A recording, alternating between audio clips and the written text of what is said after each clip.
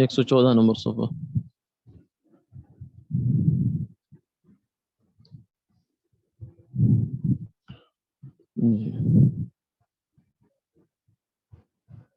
بسم اللہ الرحمن الرحیم. کتاب اصول دین صفحہ نمبر 114 ہے. مذکورہ 4 طریقوں میں قوت کے اعتبار سے ترتیب نزولی، یعنی سب سے اونچا درجہ کس کا ہے، پھر نچلا کس کا ہے، پھر اس سے نیچے، پھر اس سے نیچے کس کا ہے. سب سے پہلے عبارت النص ہے، پھر اشارت النص، پھر دلالت النص، پھر اقتضاء النص. اسی ترتیب کی بنا پر اگر ان میں آپس میں تعارض واقع ہو، ٹکراؤ ہو جائے، تو قوی تر کو ترجیح دی جاتی ہے. جس میں قوت زیادہ ہے وہ بچ جائے گا، جس میں قوت نہیں ہے وہ ختم ہو جائے گا، تو اس کا اعتبار نہیں ہوگا. اسی ترتیب کی بنا پر اگر ان میں آپس میں تعارض واقع ہو تو قوی کو ترجیح دی جاتی ہے. مثلا قرآن پاک میں سورہ نساء میں ہے وَمَن يَقْتُلْ مُؤْمِنًا مُتَعَمِّدًا فَجَزَاؤُهُ جَهَنَّمُ خَالِدًا فِيهَا، اور جو کوئی قتل کرے کسی مسلمان کو عمدن تو اس کی سزا دوزخ ہے، پڑا رہے گا اسی میں ہمیشہ. یہ آیت اشارت النص سے اس بات پر دلیل ہے کہ قتل عمد میں قاتل پر کفارہ نہیں ہے، کیونکہ اس کی جزا میں فقط جہنم کا ذکر کیا. کفارہ ہوتا ہے 2 مہینے کے روزے رکھنا یا غلام آزاد کرنا. جبکہ دوسری آیت ومن قتل مؤمنا خطأ فتحریر رقبۃ مؤمنہ، سورہ نساء کی یہ بھی آیت ہے، آیت نمبر 92 ہے، یعنی پچھلی آیت اس سے. اور جو کہ قتل کرے مسلمان کو غلطی سے تو آزاد کرے ایک مسلمان غلام. یہ آیت اس بات پر عبارت النص ہے کہ قتل خطا میں قاتل پر کفارہ ہے، اور اس پر دلالت النص ہے کہ قتل عمد میں قاتل پر کفارہ ہونا چاہیے. یعنی جب غلطی سے آدمی قتل کرے تو اس پہ کفارہ ہوتا ہے، تو جان بوجھ کے کرے اس پہ تو بطریق اولا ہونا چاہیے، کیونکہ کفارہ گناہ کی وجہ سے ہوتا ہے، اور ظاہر ہے کہ قتل عمد میں قتل خطا کی بنسبت گناہ بطریق اولا ثابت ہے، یعنی زیادہ ہے. تعارض کی صورت میں اشارت النص کو دلالت النص پر ترجیح دی جائے گی، اور قتل عمد کے قاتل پر کفارہ کا حکم نہیں لگایا جائے گا.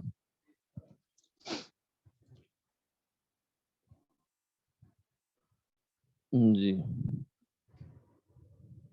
امر و نہی سے متعلق اصول و قواعد. کسی سے کسی چیز کا جب ہم مطالبہ کرتے ہیں تو اس کی مختلف صورتیں ہوتی ہیں. یہ جو سمجھے کہ اس صورتوں کے اعتبار سے مختلف الفاظ ہوتے ہیں. اگر بڑا چھوٹے سے مطالبہ کرے اور مطالبہ بھی پرتاکید ہو، یعنی ضروری ہو، حتمی ہو، تو اسے امر کہا جاتا ہے. اور اگر چھوٹا بڑے سے کرے تو اسے گزارش یا درخواست کہا جاتا ہے. اگر برابر والا کرے تو اسے التماس کہتے ہیں. بہرحال امر وہ لفظ ہے جو بڑائی کے طریقے، یعنی کسی اتھارٹی کی بنیاد پر دوسرے سے کسی فعل کے طلب کرنے کے لیے بولا جاتا ہے. مثلا اقیم الصلاۃ وآتوا الزکاۃ، نماز قائم کرو اور زکوٰۃ ادا کرو. یعنی اللہ کی طرف سے یہ حکم آیا کہ کرو ایسا کام، تو یہ امر آ گیا، حکم آ گیا. امر کے احکام: جس فعل کو طلب کیا گیا ہے یعنی مامور بھی، وہ واجب ہوتا ہے الا کہ کوئی قرینہ موجود ہو جس سے معلوم ہو کہ وجوب مراد نہیں ہے، بلکہ ندب و استحباب یا اباحت مراد ہے. مثلا اقیم الصلاۃ وآتوا الزکاۃ، تو یہاں تو اب نماز کی فرضیت ہی مراد ہے، نماز پڑھنے اور زکوٰۃ ادا کرنے کی فرضیت معلوم ہوئی. اور دوسری طرف سورہ جمعہ ہے، اس کی ایک آیت ہے فَإِذَا قُضِيَتِ الصَّلَاةُ فَانتَشِرُوا فِي الْأَرْضِ وَابْتَغُوا مِن فَضْلِ اللَّهِ. جب نماز پوری ہو چکے، جمعہ کی نماز، تو پھیل جاؤ زمین میں اور تلاش کرو اللہ کا فضل. اس آیت میں زمین میں پھیل جانے اور اللہ کا فضل تلاش کرنے کا امر اباحت کے لیے ہے، کیونکہ اس پر یہ قرینہ موجود ہے کہ رسول اللہ صلی اللہ علیہ وسلم کے دور میں صحابہ رضی اللہ عنہم میں سے بعض حضرات جمعہ کی نماز کے بعد کھانا کھاتے تھے اور قیلولہ کرتے تھے. تو اگر یہ حکم لازمی ہوتا تو پھر تو وہ لوگ فوراً جاتے، باہر ہی جاتے اور بازار جاتے، تجارت کرتے، خرید و فروخت کرتے، رزق کماتے. لیکن بہت سے لوگ جو ہے وہ کھانا کھاتے تھے، آرام کرتے تھے. اس کا مطلب ہے کہ نماز کے بعد یہ کام لازمی نہیں ہے، حالانکہ حکم یہاں بھی ہے، حکم اقیم الصلاۃ میں بھی ہے. تو اس سے پتہ چلا کہ صحابہ کے عمل سے پتہ چلا کہ یہاں مراد وجوب نہیں ہے، لازمی نہیں ہے. نمبر 2، امر معمور بھی کی تکرار کا تقاضا نہیں کرتا. مثلا کسی کو حکم دیا کہ کرسی اس جگہ رکھ دو، تو یہ حکم ایک دفعہ کے لیے سمجھا جاتا ہے، یہ نہیں سمجھا جاتا کہ جب بھی کرسی کو اس جگہ سے ہٹا ہوا پائے تو اس کو اس جگہ پر رکھے. اسی طرح اگر حکم دیا کہ فلاں کو تھپڑ مارو، تو اس کو ایک دفعہ تھپڑ مارنے سے حکم پورا ہو جائے گا، اور حکم اس بات کا تقاضا نہیں کرتا کہ بار بار تھپڑ مارو. اسی اصول کے مطابق اقیم الصلاۃ کا امر بھی صرف ایک دفعہ نماز پڑھنے کا تقاضا کرتا ہے، ٹھیک ہے۔ البتہ اب سوال یہ ہے کہ پھر ہم روزانہ 5 نمازیں کیوں پڑھتے ہیں، پھر ہر روز کیوں پڑھتے ہیں 5 5؟ نماز میں جو تکرار آتی ہے، یعنی بار بار پڑھی جاتی ہے، تو وہ نماز کے سبب سے تکرار آتی ہے جو کہ وقت ہے۔ کیوں؟ اس لیے کہ نماز کی ادائیگی کا حکم وقت کے ساتھ ہوتا ہے۔ قرآن پاک میں ہے ان الصلاۃ کانت علی المؤمنین کتابا موقوتا، یقیناً نماز مسلمانوں پر فرض ہے اور وقت کے ساتھ محدود ہے۔ سورہ نساء آیت نمبر 103۔ لہذا جب وقت آتا ہے تو بندے کی طرف سے نماز کی ادائیگی کا حکم بندے کی طرف نماز کی ادائیگی کا حکم متوجہ ہو جاتا ہے۔ اور اول تو اوقات خود متعدد ہیں، اور پھر روزانہ ان کا تکرار ہوتا ہے، یعنی کل جو وقت فجر کا آیا آج پھر آیا، پرسوں پھر آئے گا، اس لیے نماز میں تکرار پائی جاتی ہے۔ یا آپ یوں بھی کہہ سکتے ہیں کہ ہر وقت میں گویا کہ نماز کا حکم آتا ہے، ہر جب بھی وقت داخل ہوتا ہے تو اللہ کی طرف سے حکم آتا ہے کہ نماز پڑھو۔ نہیں، امر کے مقابل دوسری طرف نہیں ہے، نہیں کسی فعل کے ترک کی طلب کے لیے اپنے سے کمتر کو جو لفظ بولا جائے وہ نہیں کہلاتا، نہیں امر کا متقابل ہے۔ نہیں کا حکم جس فعل کے ترک کا مطالبہ کیا گیا وہ حرام یا مکروہ تحریمی ہوتا ہے۔ یہ حرام اور مکروہ تحریمی پریکٹیکلی کوئی فرق نہیں ہے، جیسے فرض اور واجب میں عملاً کوئی فرق نہیں ہے، یہ صرف ایک اپنی دلیل کے لحاظ سے اس میں فرق ہے، مگر عمل کے لحاظ سے کیونکہ وطر کی قضا بھی ہے، وطر بھی نہیں پڑھیں گے گناہ ہوگا، اور فرض 4 عشاء کے چھوڑ دیں گے جب بھی یہی ہوگا، ان دونوں کا کرنا ہے۔ اس طرح حرام اور مکروہ تحریمی جو ہے وہ بھی ایک ہی ہے، اللہ یہ کہ کوئی قرینہ ہو جس سے معلوم ہے کہ کوئی دوسرا معنی مراد ہے۔ مثلا لا تقربوا الزنا، زنا کے قریب مت جاؤ، اس میں نہیں تحریم کے لیے ہے۔ اور لا تعتذروا اليوم انما تجزون ما کنتم تعملون، سورہ تحریم آیت نمبر 7 ہے، مت بہانے بتلاؤ، آج کے دن وہی بدلہ پاؤ گے جو تم کرتے تھے، یہ قیامت والے دن اللہ تعالیٰ کافروں سے کہیں گے۔ اس آیت میں نہیں عذر کرنے کی حرمت بتانے کے لیے نہیں ہے، یعنی تمہیں عذر کرنا جائز ہی نہیں ہے، یہ بتانے کے لیے کہ تم عذر کرو یا نہ کرو اس سے کوئی فرق نہیں پڑے گا، بلکہ عذر کرنے والوں کو مایوس کرنے کے لیے، یعنی یہ کہ تمہارے بہانے اور عذر کرنے کو کوئی فائدہ نہیں ہے۔ تو یہ اصول فقہ کے کچھ اصول تھے، فقہ کے کچھ اصول جو ہمارے سامنے آئے، لیکن یہ بہت ہی یوں سمجھے کہ ایک آپ کو بہت ہی طائرانہ نظر ہے، یہ بہت اوپر سے، یہ ڈیٹیل میں نہیں گئے زیادہ ان چیزوں کے، ورنہ ایک ایک چیز بہت وقت لیتی ہے، اور یہ علماء کا جو کورس ہوتا ہے اس میں پھر یہ تفصیل سے چیزیں پڑھائی جاتی ہیں۔ 8واں باب قواعد فقہیہ۔ اصول فقہ میں اور قواعد فقہ میں فرق ہے۔ اصول فقہ تو ہم نے دیکھ لیے کہ خاص عام مشترک مول اور امر وجوب کے لیے ہوتا ہے وغیرہ وغیرہ۔ قاعدے فقہیہ یہ ہیں، جیسے لا ثواب الا بالنیہ، نیت کے بغیر ثواب نہیں ہے، یہ فقہ کا قاعدہ ہے، یعنی یہ ایک ایسا اصول ہے جو پوری فقہ میں چلتا ہے۔ ذیل میں چند موٹے موٹے اور اہم فقہی قواعد درج کیے جاتے ہیں جن کو مجتہدین نے قرآن و حدیث سے حاصل کیا، اور انہی کی روشنی میں پھر وہ ایسے بہت سے مسائل میں اجتہاد کر کے ان کا حل تلاش کرتے ہیں جن کا ذکر قرآن اور حدیث میں جزئی طور پر نہیں ہے، کیونکہ قرآن میں جیسے عرض کیا تھا 500 600 آیات ہیں زیادہ سے زیادہ جن میں سے مسائل نکلتے ہیں، اور حدیثیں بھی 1000 5 6 ہزار کے قریب ہیں جن سے مسائل نکلتے ہیں، باقی دنیا کے مسائل تو لامحدود ہیں، صورتیں تو ہمیشہ لامحدود ہوں گی، تو ان کا حل اجتہاد سے ہوتا ہے، اور اجتہاد کی روشنی اجتہاد ہوتا ہے ان اصولوں کی روشنی میں اور قواعد کی روشنی میں۔ قاعدہ نمبر 1، لا ثواب الا بالنیہ، نیت کے بغیر ثواب حاصل نہیں ہوتا، یہ اس کا اصول ہو گیا، قاعدہ ہو گیا۔ اس قاعدے کی دلیل، یہ قاعدہ کہاں سے آیا؟ مجتہد نے خود اپنے پاس سے گھڑا ہے؟ نہیں، وہ اس نے لیا ہے اس کو مشہور حدیث سے، انما الاعمال بالنیات، بخاری مسلم، یعنی اعمال تو محض نیتوں سے ہوتے ہیں، یعنی اعمال کا، اسی کو ہم ہمارے یہاں کہا جاتا ہے اعمال کا دار و مدار نیت پر ہے، وہ بھی مطلب یہی ہے اس کا بھی، یعنی اعمال تو محض نیتوں سے ہوتے ہیں۔ اس کا اگر یہ مطلب لیں کہ نیت کے بغیر عمل واقع ہی نہیں ہوتا تو یہ بات تو خود واقع کے خلاف ہے، یعنی ایک آدمی نے نیت نہیں کی اور نماز پڑھ لی تو ظاہر میں تو کام تو کر لیا اس نے، یہ تو نہیں کہ جب تک نیت نہیں کرے گا اس کے ہاتھ ہی نہیں ہلیں گے اور وہ منہ بھی نہیں کر سکے گا، رکوع بھی نہیں کرے گا، سجدہ بھی نہیں کرے گا، کیونکہ بہت سے اعمال کسی نیت کے بغیر بھی ہوتے ہیں، لہذا عبارت میں محذوف کو فرض ماننا پڑے گا۔ وہ پیچھے جو ہم نے اقتضاء النص پڑھا تھا اصول فقہ میں، اقتضاء النص پڑھا تھا نا کہ ہم کسی بات کو صحیح اس وقت تک مان سکتے ہیں، مانیں گے جب اس کے اندر ہمیں کچھ ایڈیشن کرنی پڑے گی۔ مضاف کو فرض ماننا ہوگا، اور وہ عبارت دراصل یوں بنے گی، انما حکم الاعمال بالنیات، اعمال کے حکم کا دار و مدار نیت پر ہے، ٹھیک ہے۔ اور چونکہ حکم کے اخروی ہونے پر اجماع ہے جو کہ ثواب ہے، لہذا حاصل یہ ہوا کہ انما ثواب الاعمال بالنیات، یعنی اتنے سارے قاعدوں ضابطوں سے نکلتے نکلتے اب ہم اس نتیجے پہ پہنچے، لا ثواب الا بالنیہ۔ پیچھے حدیث انما الاعمال بالنیات، اس سے آگے دو پروسیس اور ہوئے، ٹھیک ہے۔ اس سے نکل کر پھر آگے جو ہمارے سامنے اب جو ریفائنڈ ہو کے آیا نا قاعدہ ضابطہ آیا، وہ یہ آ گیا، انما ثواب الاعمال بالنیات، اعمال کا ثواب محض نیتوں سے ہوتا ہے، کسی برے کام کو محض نہ کرنے سے ثواب نہیں ملتا۔ مثلا ایک آدمی دوران نماز آدمی بہت سے گناہوں سے، مثلا زنا، غیبت، چوری وغیرہ سے رکا ہوتا ہے، لیکن زنا چھوڑنے کا گناہ اس ثواب نہیں مل رہا ہے اس کو، ٹھیک ہے، نہ کرنے کا گناہ ہے نہ چھوڑنے کا ثواب ہے، اس پر ثواب نہیں ملتا۔ البتہ جب کسی گناہ کا داعیہ موجود ہو اور اس کو کرنے پر قدرت بھی ہو، اسباب موجود ہیں، ماحول موجود ہے اور کر بھی سکتا ہے، کوئی رکاوٹ نہیں ہے، پھر اس گناہ کے کام سے اپنے نفس کو روکے تو اس پر ثواب ملتا ہے، کیونکہ نفس کو روکنا بھی ایک عمل ہے، تو عمل تو ہو پہلے، پھر اس پر نیت ہو، پھر ثواب ہے۔ قاعدہ نمبر 2، الامور بمقاصدها، معاملات کا دار و مدار قصد و نیت پر ہے۔ اس قاعدے کی دلیل ایک تو یہی حدیث ہے انما الاعمال بالنیات،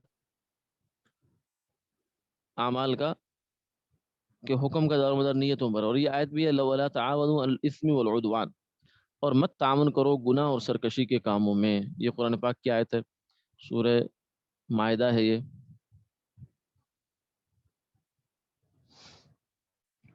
کیونکہ جیسا کہ آگے مثال میں ہے، ذمی کے ہاتھ انگور کا رس بیچنا جائز ہے، اگرچہ وہ اس کی شراب ہی بنا لے، لیکن اگر مسلمان بیچنے والا خود اس نیت سے بیچے کہ اس سے شراب بنائے تو وہ گناہ کے کام میں مددگار بن گیا۔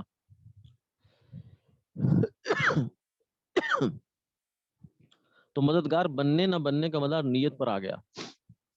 آیت میں بتا دیا کہ نیت خراب کر کے گناہ کے کام میں مددگار نہ بنو۔ اس قاعدے سے حاصل ہونے والے چند، ذمی سے مراد وہ غیر مسلم ہوتا ہے جیسے عیسائی ہے جس کے لیے اپنے مذہب میں شراب پینا جائز ہے۔ اب ایک آدمی اس کو انگور کا شیرہ بیچتا ہے، اس سے اگر شراب بنائے گا تو مسلمان اس لیے نہیں بیچ رہا کہ شراب بنائے، لیکن اگر اس نے اپنے دل میں یہ نیت کر لی ہاں ہاں میں اس کو شراب بنانے میں تعاون دینا چاہتا ہوں، تو اس نے اپنے لیے مفت کا ایک گناہ کما لیا جس سے بچ سکتا تھا، لیکن اس نے گناہ کما لیا نیت کر کے۔ اس قاعدے سے حاصل ہونے میں چند مسائل یہ ہیں، کسی ذمی کے ہاتھ انگور کا رس فروخت کیا جو اس سے شراب بناتا ہے، اگر فروخت کرنے میں محض تجارت کی غرض ہو تو یہ فروخت جائز ہے، کیونکہ ذمی کے لیے شراب کی کشید اور اس کے استعمال کی شرعاً اجازت ہے، اور اگر فروخت کرتے ہوئے مسلمان فروخت کنندہ کی یہ نیت ہو کہ ذمی اس کی شراب ہی بنائے تو اس نیت کے ساتھ فروخت کرنا حرام ہوگا، یہ گویا کہ اپنے پاؤں پہ خود کلاڑی ماری اس نے۔ بھائی تم بس اس حد تک ذہن رکھو کہ بھائی میں شریعہ بیچ رہا ہوں، آگے اس کا فعل کو کیا کرتا ہے کیا نہیں کرتا۔ اچھا جی، ایک مسلمان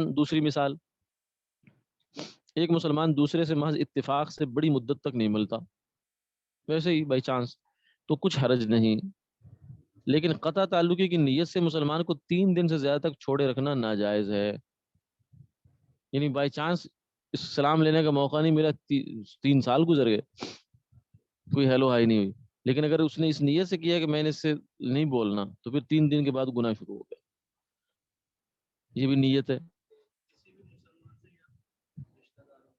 کوئی بھی مسلمان ہو جی، بشرطے کہ کوئی شرعی وجہ نہ ہو، شرعی وجہ ہو تو پھر الگ بات ہے۔ نماز میں تیسری مثال، نماز میں الحمدللہ کہا، محض ذکر کے طور پر کہا تو کچھ حرج نہیں، کیونکہ الحمدللہ تو قرآن میں بھی آتا ہے الحمدللہ رب العالمین، لیکن اگر کسی نے کسی کو خوشخبری سنانے پر کہا، ان کسی نے اس کو خوشخبری دی کہ تیرا بیٹا پیدا ہوا، اس نے کہا الحمدللہ، اب اس سے نماز ٹوٹ گئی، کیوں؟ اس لیے کہ یہ اس کے ایک کنورسیشن ہوگی آپس کی، یہ گفتگو بن گئی، یہ باہمی بات چیت کی صورت بن گئی اور اس سے نماز ٹوٹ جاتی ہے. اور کلام یعنی آپس میں گفتگو کرنا، بات چیت کرنا، اس سے نماز ٹوٹتی ہے، ختم ہو جاتی ہے. اب اس سے آپ کو یہ مسائل سمجھنے آنا شروع ہو گیا کہ فقہ ایسے بنتی ہے. یہ فقہ کا آپ کو گویا کہ پروسیجر اور پروسیس سمجھ آ رہا ہے. قاعدہ نمبر 3، الیقین لا یزول بالشک. یقین، شک سے یقین زائل نہیں ہوتا. ٹھیک ہے، یقین ہوتا ہے کسی بھی چیز کو آپ 100% یا کم سے کم بہت زیادہ جو غالب گمان ہوتا ہے اس حد تک آپ اس کو یہ جانتے ہیں کہ ہاں یہ چیز ہے. لیکن بعد میں شک آ گیا، ڈاؤٹ آ گیا، تو اس سے شک سے یقین ختم نہیں ہوتا. اس قاعدے کی دلیل صحیح مسلم کی حدیث ہے. حضرت ابو ہریرہ رضی اللہ عنہ نقل کرتے ہیں کہ رسول اللہ صلی اللہ علیہ وسلم نے ارشاد فرمایا، اذا وجد احدکم شیئا فاشکل علیہ اخرج منه شیء ام لا فلا یخرجن من المسجد حتى يسمع صوتا او یجد ریحا. کہ جب تم میں سے کوئی اپنے پیٹ میں حرکت سی پائے اور شبہ پیدا ہو جائے کہ ہوا خارج ہوئی ہے یا نہیں، تو یہاں تک کہ اس کو ہوا نکلنے کا یقین نہ ہو جائے، جس کی صورت یہ بھی ہے کہ وہ ہوا نکلنے کی آواز سنے یا اس کی بو محسوس کرے، اس وقت تک مسجد سے نہ نکلے. ٹھیک ہے، یعنی اصل بات یقین ہے. کیونکہ جو طہارت وہ کر کے آیا نا، وہ یقینی ہے کہ وضو ہے میرا، یہ تو یقینی بات ہے. اس پہ آدمی جو ہے نا وہ قسم بھی کھا سکتا ہے کہ میں نے وضو کیا ہے. اور جو شک ہے اس پر آدمی قسم نہیں کھا سکتا، پتہ نہیں ٹوٹا ہے کہ نہیں ٹوٹا بھائی. تو جب تک یقین نہ حاصل ہو جائے اس وقت تک وضو کے ٹوٹنے کا حکم نہیں لگائیں گے، اس وقت تک باوضو ہی سمجھیں گے اس آدمی کو. اب یقین کی ایک صورت یہ بھی ہے کہ آواز سنیں، ایک صورت یہ بھی ہے کہ بو آئے، اور ایک صورت یہ بھی ہے کہ نہ آواز آئے نہ بو آئے مگر اتنا یقین ہو جائے کہ ہوا نکل گئی. سمجھے؟ تو وضو ٹوٹنے کی 3 صورتیں ہیں گویا کہ، آواز، بو، اور اس کے علاوہ ایک صورت یہ بھی ہے کہ نہ آواز ہے نہ بو ہے لیکن یہ یقینی بات ہے کہ ہوا نکلی ہے. ٹھیک ہے، اس کی وجہ یہ کہ بعض دفعہ اگر آدمی لطیف کھانا کھائے، یعنی جس میں زیادہ یہ اسپائسی چیزیں نہ ہوں اور میدا بھی اس کا ٹھیک ہو، تو وہ بدبو نہیں ہوتی اور آواز بھی نہیں ہوتی، تو پھر اس آدمی کا تو وضو کبھی بھی نہیں ٹوٹے گا اگر جو ایسے کھاتا ہے. کچھ لوگ اس کو بظاہر جو ظاہر ہے نا، اس سے بعض لوگ یہ بھی لے لیتے ہیں کہ بھائی وہ وضو تو جب ٹوٹے گا جب یا تو زوردار قسم کی آواز آئے یا پھر جو ہے بدبو محسوس ہو. تو یہ بات ٹھیک نہیں ہے، یہ غیر معقول بات ہے. مسئلہ، مسلمانوں نے ایک قلعہ فتح کیا. اہل قلعہ میں ایک ذمی کا ہونا یقینی ہے. ٹھیک ہے، یعنی وہ اصل میں تو وہ یہ کافر 2 طرح کے ہوتے ہیں. ایک وہ کافر ہوتے ہیں جو حربی ہیں، یعنی ان کی ہمارے ساتھ کوئی لین دین اس طرح سے نہیں ہے، لیکن ایک وہ ہوتے ہیں ذمی جو ہمارے غیر مسلم اسلامی حکومت کے تحت رہ رہا ہوتا ہے، اس کو ذمی کہتے ہیں. تو ذمی کی جان محفوظ ہوتی ہے، حربی کی جان محفوظ نہیں ہوتی. تو اب حربیوں کے ساتھ لڑائی ہوئی، مسلمانوں کی جہاد ہوا، تو وہاں ایک قلعہ فتح ہوا، تو اس قلعے میں ایک ذمی موجود ہے لیکن باقی سب حربی ہیں، باقی خالص کافر ہیں. یہ کافر وہ والا ہے جو مسلمان ملک کا باشندہ ہے لیکن اس کی کسی کو شناخت نہیں ہے. مثلا وہ وہاں تجارت کے لیے گیا، وہیں رہ گیا اندر، یا اس کو انہوں نے قید کر لیا تھا، وہ وہیں رہ گیا. تو قلعہ والوں کو قتل کرنا جائز نہیں ہے. کیوں؟ اس لیے کہ مسلمانوں کے لیے ذمی کو قتل کرنا جائز نہیں. ٹھیک ہے، یعنی یہ بات یقینی معلوم ہے کہ ایک ذمی ہے، اب وہ کون سا ہے وہ پتہ نہیں، لہذا اور اگر آپ سب کو بے دریغ قتل کریں گے تو اس میں ذمی بھی مارا جائے گا، اس لیے کسی کو بھی نہ مارو. یعنی ویسے پکڑ کے قتل نہ کرے، بعد میں جو لڑائی کے دوران وہ جو ہوگا وہ تو ہوگا ہی ہوگا. وہ تو چاہے وہ مسلمانوں کو بھی آگے ہتھیار کے طور پر، ڈھال کے طور پر قلعے پہ کھڑے کر دیں تو پھر بھی کرنا تو پڑے گا، وہ ایک الگ بات ہے. مثلا ایک شخص کو وضو کرنا تو یاد ہے، لیکن اس کے بعد وضو ٹوٹنے کے بارے میں شک ہے تو اس کو باوضو سمجھا جائے گا. اور جس کو وضو ٹوٹنا تو اچھی طرح یاد ہے لیکن اس کے بعد وضو کیا ہے یا نہیں اس میں شک ہے تو اس کو بے وضو سمجھا جائے گا. یعنی جو چیز یقینی ہے بس اس کو لے لو. دع ما یریبک الی ما لا یریبک، حدیث میں بھی آتا ہے کہ جو شک والی چیز اس کو چھوڑ دو، جو یقین والی چیز ہے اس کو پکڑ لو.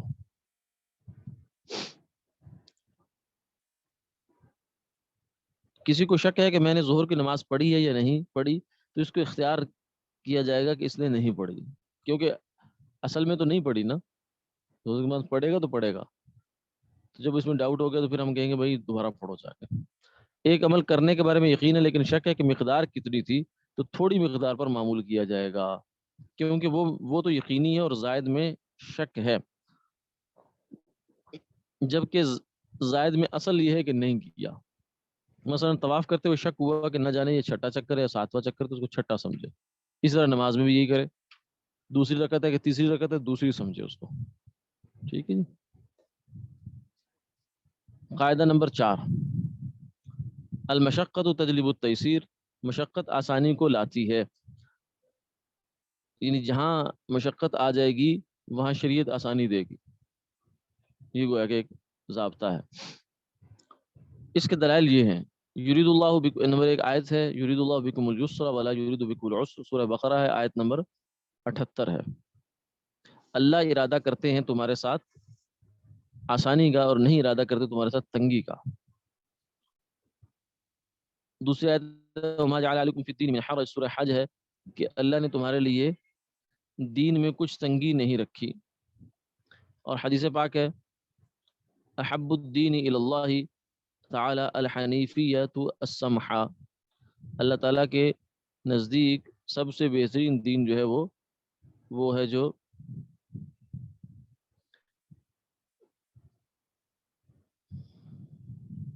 اللہ تعالیٰ کو دین کے وہ کام زیادہ پسند ہے جن میں اخلاص ہو اور سہولت ہو۔ جی، اب اس سے معلوم ہوا کہ اللہ تعالیٰ دین کے معاملے میں ہمیں مشقت میں نہیں ڈالنا چاہتے۔ یہاں دو باتیں ذہن میں رکھنی چاہیے، ایک مشقت ہوتی ہے، ایک پابندی ہوتی ہے۔ پابندی تو بہرحال اچھی چیز ہوتی ہے، وہ تو کرنی پڑتی ہے، اہتمام یا پابندی جسے کہتے ہیں، اور ایک مشقت ہوتی ہے، مشقت شریعت میں نہیں ہے۔ ما جعل علیکم فی الدین من حرج، شریعت جو ہمیں ملی ہے، جتنی بھی شریعت ہے، پورے احکامات ہمیں بالکل 100% ہم مسلمان بن کے زندگی گزارے، تو اس میں مشقت نہیں ہے، یعنی ایسی تکلیف جو ہمارے لیے پریشان کن ہو واقعتاً، وہ نہیں ہے۔ ہاں یہ ہو سکتا ہے کہ ہمارے ماحول کی وجہ سے، ہمارے مزاج کی وجہ سے ہمیں وہ الٹا لگ رہا ہو، جیسے ایک آدمی الٹے پاؤں میں جوتی پہن لے، دائیں کی جوتی بائیں میں پہن اور کہے کہ یہ بڑی تنگ جوتی ہے، وہ جوتی تنگ نہیں ہے، آپ کو اس کو استعمال کرنے کا طریقہ الٹ گیا ہے۔ تو شریعت جس طریقے سے ہمیں ہماری زندگی کو ڈیزائن کرتی ہے، اگر ہم اس پہ چلیں تو آسان ہے، آسان ہے، حلوہ ہے وہ تو۔ اب ہمیں جو پریشانی ہوتی ہے اس لیے کہ ہم ماحول مخالف ہو گیا، اور ہمارا اپنا اندر کا مزاج مخالف ہے، شیطان ہمارے اوپر مسلط ہوتا ہے، نفس و شیطان ہمارے اوپر ہوتے ہیں، تو نتیجتاً ہمیں اللہ تعالیٰ کا حکم ماننا مشکل ہو جاتا ہے۔ جبکہ جب ماحول ہوتا ہے تو دیکھیں، ہم منافقوں کے بارے میں آتا ہے کہ حضور کے زمانے میں منافقوں کو بھی جماعت کی نماز چھوڑنے کی ہمت نہیں ہوتی تھی، نماز چھوڑنا دور کی بات ہے، جماعت۔ تو اب ماحول جب بن جاتا ہے تو پھر مسلمان آسان ہو جاتا ہے سب اس کے لیے۔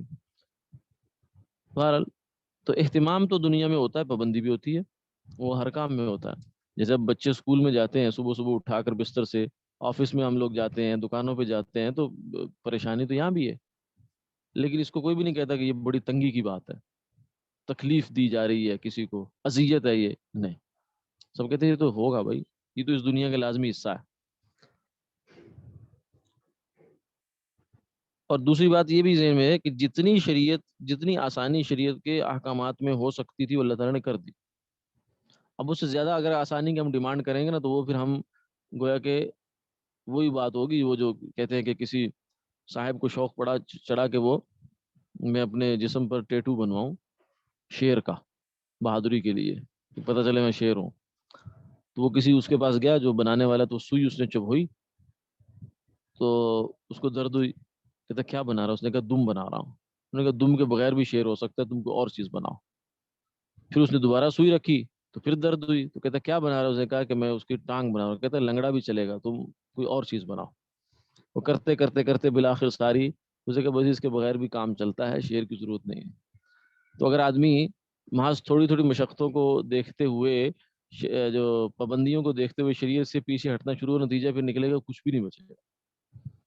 بندہ کہ جی 5 نمازیں بڑی مشکل ہیں، اسے کو 3 کر دو، بھی 3 بھی مشکل ہو جائیں گے، پھر کیا کرو گے؟ پھر 1 پہ آ جاؤ گے، پھر 1 مشکل ہوئی، پھر کیا کرو گے؟ چھٹی۔ تو دین کا جو جتنا دین ہمیں اللہ تعالیٰ نے جس حالت میں جس طریقے سے دے دیا ہے، یہ بالکل متوازن ہے، بیلنسڈ ہے، اس میں کوئی مشقت نہیں ہے، جتنی آسانی ہو سکتی تھی کر دی گئی، باقی اس کے علاوہ پابندی ہے۔ جیسے اب دیکھیں، نماز 5 وقت کی ہے، ٹھیک ہے بھائی، بالغ ہونے کے بعد ہے، عورت کو مہینے میں چھٹیاں بھی ہیں اس سے، رخصت بھی دے دی گئی. مرد ہے مسافر ہے 2 کر دی گئی 4 کی جگہ.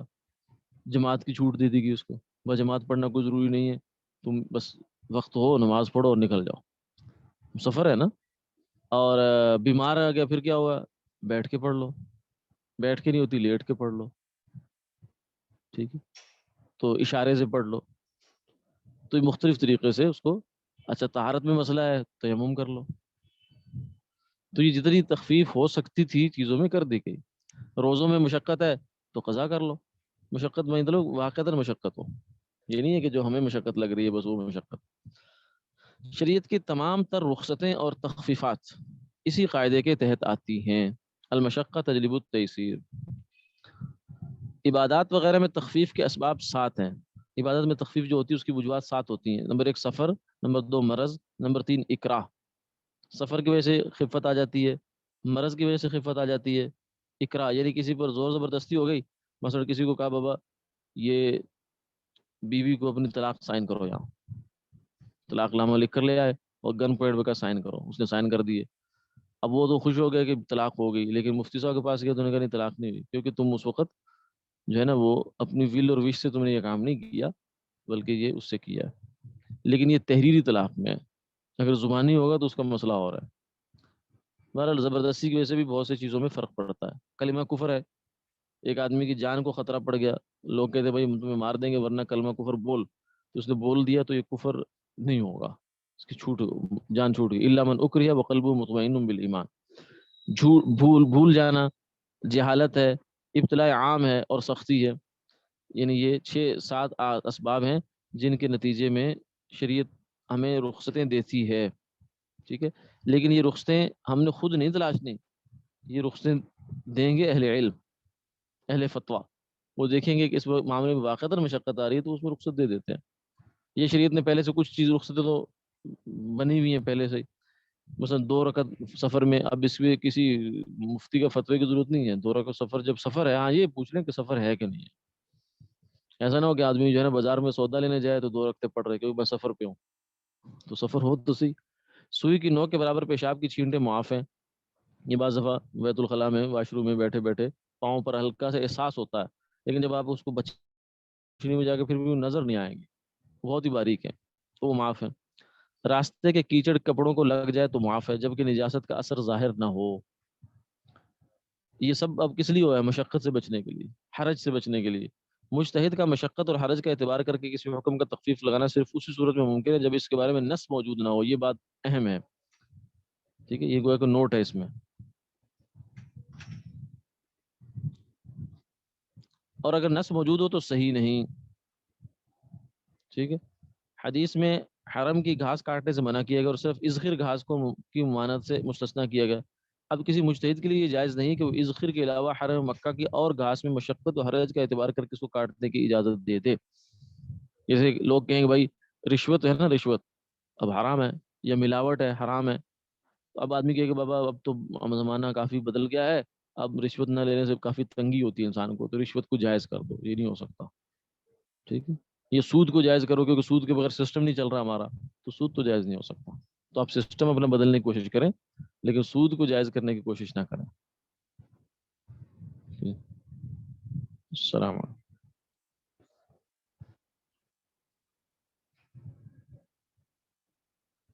چلیں.